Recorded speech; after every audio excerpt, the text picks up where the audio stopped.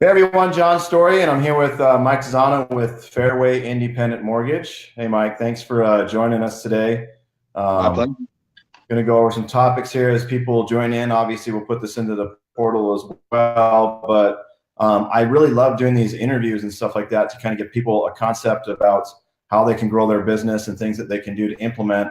And, a little background, obviously, I'll tell them a little bit of story is that you were one of only a few lenders that I ever let into my boot camp. I think I only like two or three total in the entire time in about a year. And, you really grasped it and ran with it and, embraced that, hey, this is the way that things are moving. It made it a little bit more easier for you to, build an organic presence. You had realtors calling you and stuff like that. And what you had found is that people were calling you versus you constantly calling them, which I thought was a pretty cool experience, coming from the lending side and things like that. So, background, how you got started, things like that, what you did prior in business before, implementing some of this stuff and how many deals you got, just a little brief of where you're at. Yeah, for sure. Thanks for having me, of course. But so prior to 2018, I was a struggling loan officer. I actually was considering leaving the business or trying to take an assistant position. And when I came over to Fairway, I decided to give it one more shot, and that's about the same time that I kind of started seeing you pop up everywhere. Everybody was tagging John's story, and I was like, well, he's got something here. So I just kind of kept following it, trying to emulate it a little bit on my own, with very little success. But when I got into your classes, there was just so many aha moments and things I knew I was doing wrong. I've kind of always felt that everything was going the route of social media and things like that. People hate phone calls. I'm not the type of person that's going to cold call a bunch of people anyway. So this was kind of right up my alley. And just by tweaking a few things, not going Facebook Live anymore, because every video I did prior to taking your classes was Facebook Live, which I learned through you was a mistake. It just kind of started clicking, and it didn't start right away. But I think the biggest reason why I had a lot of success with it last year was because I stayed consistent with it. And I wasn't always trying to be perfect. It was just, I made a video, I put it out there, didn't over edit, didn't do any of that stuff. I just consistently put the content out, and people started responding. So. Yeah, I mean, you kind of stayed. It's funny because you just did, your topics of what you're doing, just helping people out there and stuff like that. It's no different than, consumers that have called you and realtors that have called you. Obviously, your production went, very well. You now have a team, right? How many's on your team now? One other loan officer right now, but we tripled my best year in 2018. Right. Okay, so that's awesome. So, why don't you share one of your major hurdles that you had to, overcome, and then what helped you overcome that hurdle? The biggest hurdle that I had to overcome was just my own limiting beliefs. Did I not know enough? Was I not enough of an expert in the field? Was I not a good salesman? Which I still don't think I'm a good salesman, which this is right up my alley because it gives me opportunity to educate versus sell, which is how I try to approach things. But really, it was just kind of seeing what really helped me overcome that was just seeing how much success your other clients were having and just making the decision that I just had to do it. And it didn't matter. I had probably my most responded to video. I accidentally said Freddie Mae and Fannie Mac instead of Fannie Mae and Freddie Mac. Right. And I just left it and I threw it out there, and people joked with me, responded to me. And I think that kind of stuff and seeing, a positive response, even though I wasn't perfect, is, really kind of what made me say, let's just keep doing this. So. Right. Now, the crazy thing is that, you look in our real estate community and so many people will just make posts about homes and post this and posts about that. But what you really learned is that you had to switch gears, like I had said, and people don't learn by reading a flyer that you put out there. You attracted a big audience, and now you're obviously growing and growing and growing. But would you say that that was mainly through the video and education that you're bringing through the value versus just throwing content out there to hopefully see if it's stuck and kind of go from there? So why don't you touch a little bit on that? Like, what were some of your struggles with video? Because everybody struggles with video, right? I mean, that's just, simple mistakes that maybe you could help them with. And hey, do this, do that. This is what I did. Different perspective on it. Yeah, 1000%. It was all the video. I mean, all the other stuff is fine, but without video, you're in trouble. So the biggest hurdles and mistakes I was making with video, again, going Facebook Live was the number one, which you taught me not to. Worrying too much about, you get to the point where you worry too much about getting the video part right, where you're not seeing the value in what you're actually delivering in the video. Worrying too much about, am I editing this right, or should I put this here and this? I finally, when I just said, F it, I'm just going to do it, and trial and error and do it the way it needs to be done, and not be afraid of what people think about it, is kind of when things took off. Right. Now, so you did it, but what were the struggles? I mean, was it learning how to edit? Was it just, I mean, obviously most people just overcome the challenges of they just don't like seeing themselves on video. Right. Is it you're getting recorded, or kind of got to embrace it? Yeah, I still struggle with editing at times. I learned a few tricks that helped. I still struggle with that. The video sales funnel that you teach, even just remembering, I finally started putting the reminders on my phone like you always teach. Hey, when you're going to upload this video, make sure you upload it to YouTube and LinkedIn and everywhere it's supposed to go. So that was one of the big ones, the editing stuff. And then the other one is the, kind of just getting locations. I just end up doing most of them in my conference room. Right. I write a lot of stuff, but I always kind of wonder back and forth whether that's the best thing or if I need to kind of mix it up a little bit. So, yeah. But feel free, you guys we're happy to answer anything that you've got. But as far as going forward, now you closed 31 deals this last year that you say that attributed, directly from, implementation that I've taught you and stuff like that. Kind of walk some people through, like, where did you start with that? I mean, what are some of your daily procedures?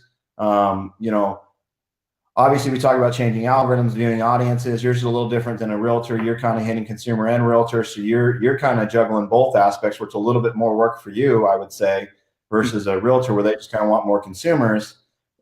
Just touch a little bit about that, like kind of share your thoughts and ideas. Like, what would you suggest to people that are watching right now to what they can do right now as 2019 just launched? And, anybody that ever joins this group that's going to watch this interview, what would be some of their very first steps in order to, gain the success and, get those 31 deals, and how, it sucked at the beginning, but now you're kind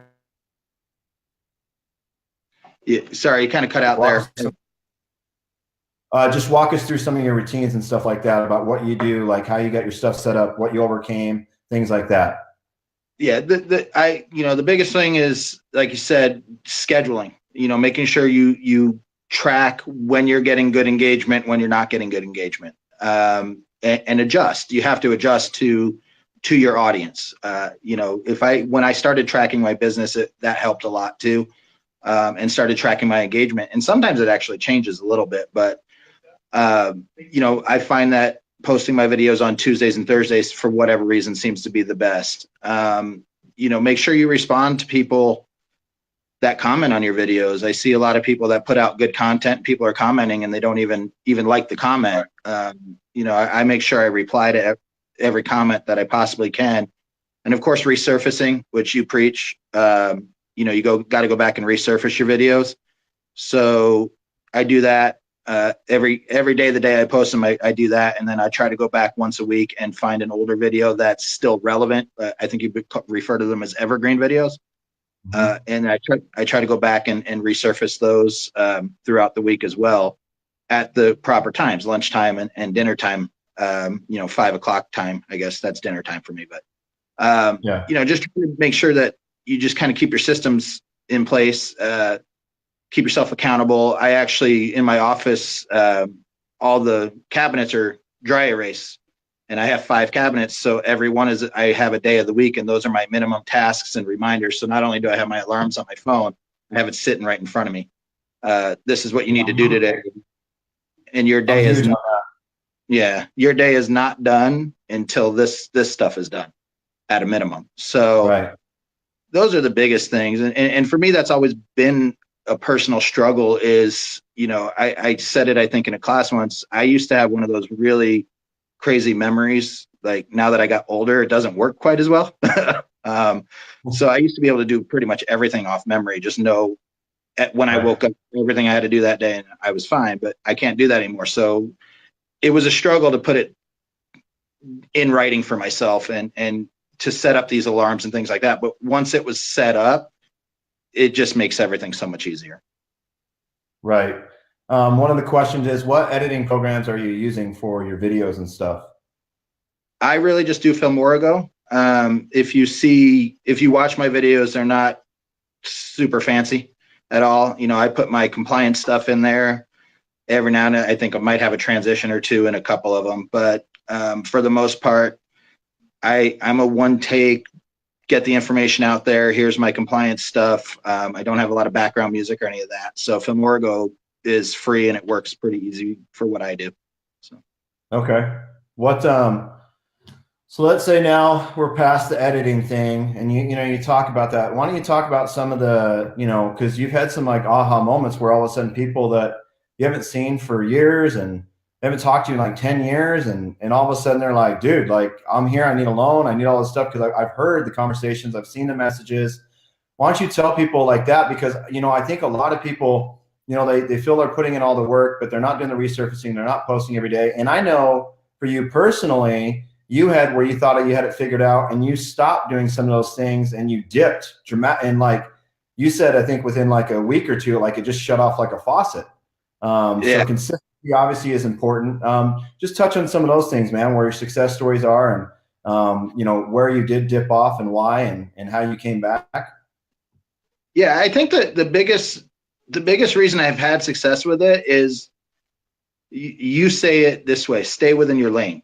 All right. So I'm not going to be over dramatic on my videos. I'm not going to, be throwing phones when the Fed raises interest rates and things like that. I'm pretty easygoing guy. So that's just project and be myself on my videos. I try to bring good, relevant information that people may not know that might be interested in buying a house or refinancing a house. And overwhelmingly, the response when somebody reaches out to me is, I've seen your videos and I feel like I can trust you. And, we have to understand whether we're lenders or realtors, they're trusting us with the biggest purchase of their lifetime. So it's pretty important to put yourself out there as a trustworthy source. And that's why I always just try to give information. But as far as when it kind of shut off for me, over the summer, I kind of took my foot off the gas a little. I went on a vacation and I did one video while I was gone, and then I didn't do them for a few weeks. And I had my 2 worst months the following 2 months after that. It just kind of shut off. So it's just amazing how important it is to just remain consistent and put it out there, because you fall from people's memories really quickly. You got to stay in front. I mean, here's the crazy thing. You sponsor classes, and I know you've had other people, and you have those, like I always say, the so-called social media experts that come in, read new articles, tell you to do stuff. Obviously, I'm kind of the complete opposite of what they would say for engagement that has drawn attraction to you and things like that. So, helping people now, you'll sit with realtors, you sit with consumers, and you walk them through. I think one of the biggest things, that people struggle with is content, and where you hit the nail on the head, where you're like, hey, I'm just trying to answer their questions that I've gotten the questions on, and that's the relative videos that you put out. So when you tell people, how did you figure that out? Like, obviously I preach it all the time. Like, why would you put something out there that, nobody really cares about? How do you decipher between, because you as the lending, as the realtor, you guys are constantly getting questions. How did you organize your system to make it work? To say, okay, I'm going to do this video before this video because, and this is the reason why. I guess the easiest way to say that is whenever I get any question from a client, I just assume there's other people out there that want to know that. But you got to kind of figure out what's relative, what needs to be known now versus what can wait. Right. So, for example, FHA increased their loan limits. You want to do a video on that. You don't want to wait till February to do that. Right. So you just, it just comes down to understanding the business and the markets and prioritizing what is important and relevant information that really needs to be out there and what can kind of wait and, be in a progression. So I've got a whole series already filmed on the home buying process that I'm putting out every couple weeks. That's my next video that's going out as step 3. Obviously I'm not going to rush to put that out if there's a huge announcement, like the FHA loan limit increase is kind of a big deal. So it's just a matter of prioritizing which ones, and just having the knowledge of the industry as a whole, I think. Right. Yeah. I mean, knowledge is where it is, because when you really base this on where we're at in our market right now, it shifted. We were talking about that earlier. There's never been a dramatic shift like it has in the last 60 days that I've felt. And even with me traveling around, these realtors understand you've got these big Fortune 500 companies. Your sponsored ads are not going to compete with their budget. Right. And when you listen to people like that, where you came in, it's been a year and a half or more. I said, look, if you don't build an organic presence and you're going to rely your entire business plan running sponsored ads or dropping flyers and not building the audience that you want, you're dead in the water. And, I know your company personally isn't huge on, spending all that, millions and millions and millions of dollars. You guys are about, helping people organically grow, things like that. So, the question is,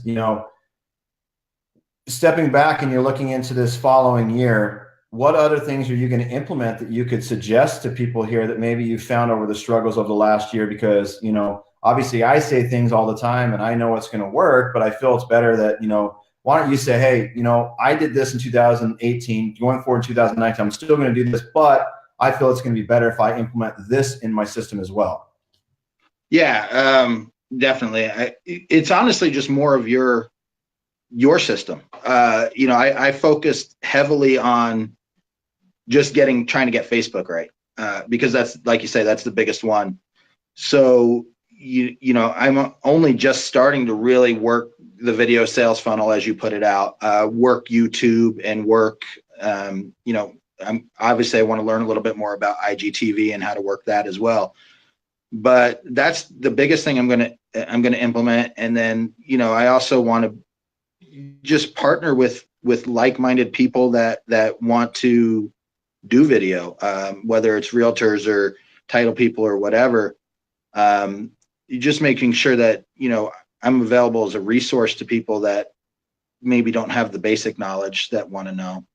But the biggest thing as far as what we're talking about here is just getting, the other platforms dialed in kind of the way I had Facebook dialed in. Right.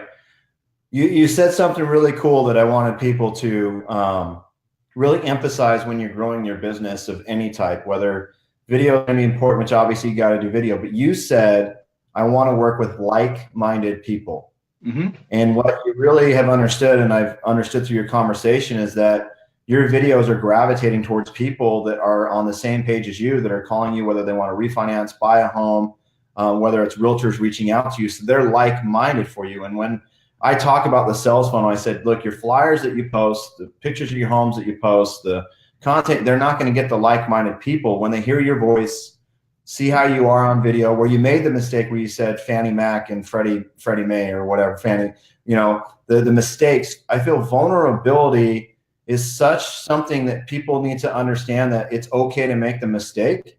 And talk about, like, because I always say, people are always like, well, how long does it take you to film video? I do it one take. Well, you said you did it one take. Why? And I loved your response was because, it is what it is. It's not going to be perfect. And I'm Right. not looking to be perfect on every video. If I did that, you'd probably have to take 50 takes and you'd still find a glitch in it. So if you could tell people anything right now about video where you just said, look, I'm one take and done. Mhm. What are some things that maybe you do a little bit prior before you film the video? Like, maybe you write the outline like I suggest? Like, I mean, what do you do that makes it so easy for you, Mike, to be able to just do that one take, but not really care if it's perfect or not? Because I think so many people are so worried about that. Right. And like I said, the outline, just putting out the bullet points. This is what I'm going to talk about. This is what I want to say about it. Just preparing, kind of rehearsing a little bit, not too much, but, just kind of knowing what I'm talking about, what I want to say. And that's what I care about. I care about, did I get the information that I wanted to put in the video into the video? And if so, I mean, unless, I accidentally cursed or something like that, I might take it out because, I have an Italian New York mom. But, every now and again an F-bomb gets in there on accident and I have to redo it. But no, it comes down to, just kind of knowing what I want to talk about, preparing myself mentally and just kind of rehearsing it in my head a few times before we start. And just making sure that everything that content-wise that I wanted to talk about made it in there. So. Right. Now, but we talk about not caring. So now you get past the point of not caring because now you're done with your video and you rewatch it because that's what everybody does, right? And then they say, oh, I didn't like the way I was standing. I didn't like the way I was doing. Oh, I did this wrong. How would you tell somebody to overcome that and move forward? People putting it out there. Yeah, like you said, people want to see vulnerability. They want to see real. They don't want robotic. So right. I kind of embrace it. I embrace the fact that, my hair is out of place right now. I did a video where my wife shaved my head for me, but she completely hacked it up. I find that making fun of myself it works a little bit for me. If I can point out my own flaws, it just makes me more approachable. And I think people need to understand that you need to be approachable if people are going to reach out to you. Yeah. And that comes a lot with your photos too. I mean, you show your story, about what you've gone through in your life and show your vulnerability, your soft side. I mean, it's no different when, you've got to have that soft side where they feel you are approachable, like where somebody can ask you the question, where they can reach out to you. So, if you could leave anybody that's viewing this video with one major nugget that you could do, what would you leave it with? And then I've got a question for you after that. What would be the big nugget? The biggest nugget is to stay consistent. Don't worry about, okay, this video didn't do anything. Oh my God, video doesn't work. I mean, you'll have videos that flop and videos that do well, but stay consistent with it. I mean, I had one video that got 3 likes, but I got 2 deals off of it. It was a VA video. So you never, it's not about likes. And a lot of the people that I closed last year never engaged with any of my stuff, but all of a sudden they message me. Like they're people that talk about that. Talk about that now. Why did you ask them why they never liked or why they didn't engage? No, you know what? That's probably something I should have done. I never really did. I just I get messages. I'm like, how do I know this person? I never see them. And then all of a sudden, but then you look at their, you Facebook stalk them and you look at their profile and you're like, oh, they're not really active. But I mean, I had another guy that never likes or comments on any of my stuff. I commented on his Christmas picture. It just said Merry Christmas. He said, oh, great. I'm going to be reaching out to you at the first part of the year for a loan. It's somebody that's never interacted with me. So, well, the reason that they don't comment or like is this. So obviously I researched the crap out of this, but it's because every time they've commented or liked on an industry professional's video or anything like that, they automatically get a message in their inbox. Right. Like a car salesman. So you not being that way and you being presentable is awesome. Question that they had. Do you only do industry type of videos or do you add something about you personally and do personal videos as well?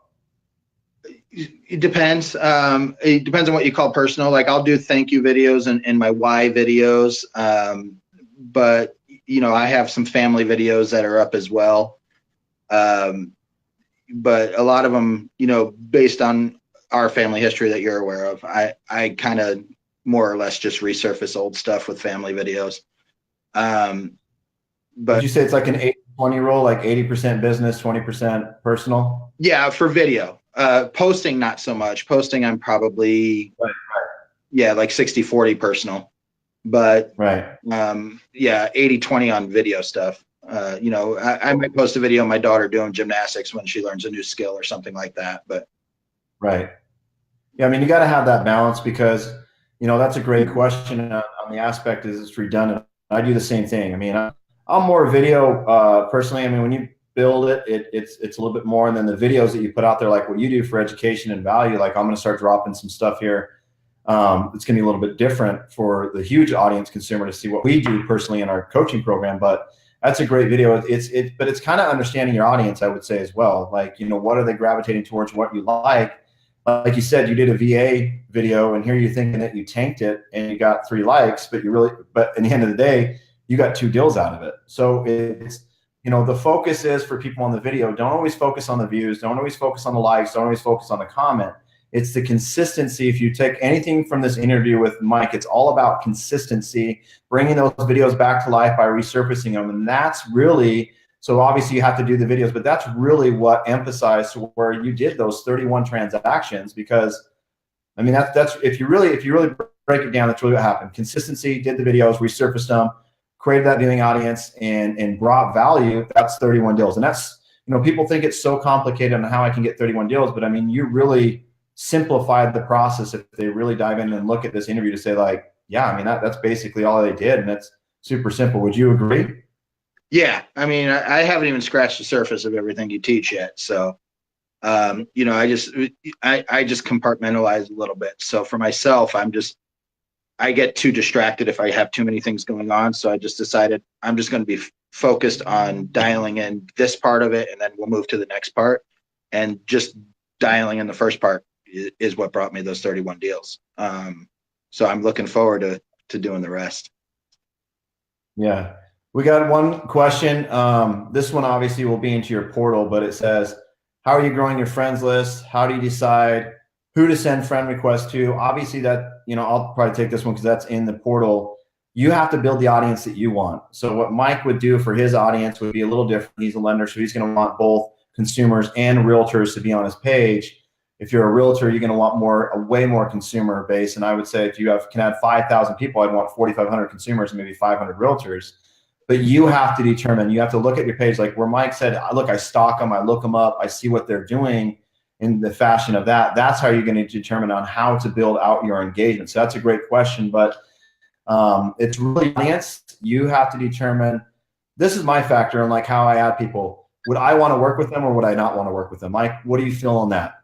Absolutely. I look at kind of, fortunately I'm in a position now, I wasn't a year ago, but I'm in a position now where I don't, have to look at every real estate agent with a license. I look at, are they a positive person? Are they, the kind of person that is always complaining and always dramatic? I'm not going to friend those. Those aren't like people.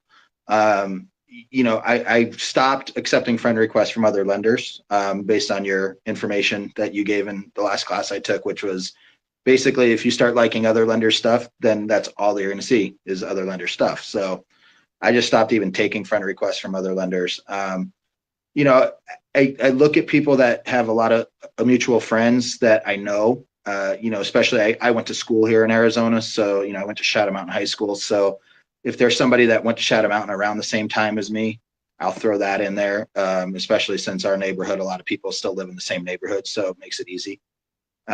You just got to determine what kind of person you want to be connected with, because it is, like you said, it's still, we're using it for business, but it's still a social platform for them. Oh. So, they want to have something other than, oh, this guy wants to try to sell me a house or sell me a refinance as a reason to be connected to you. Yeah, one of my biggest things that I did last year to kind of emphasize on the friends list, and then we'll go on with that, is that anybody that was dramatic on my page, I just deleted them.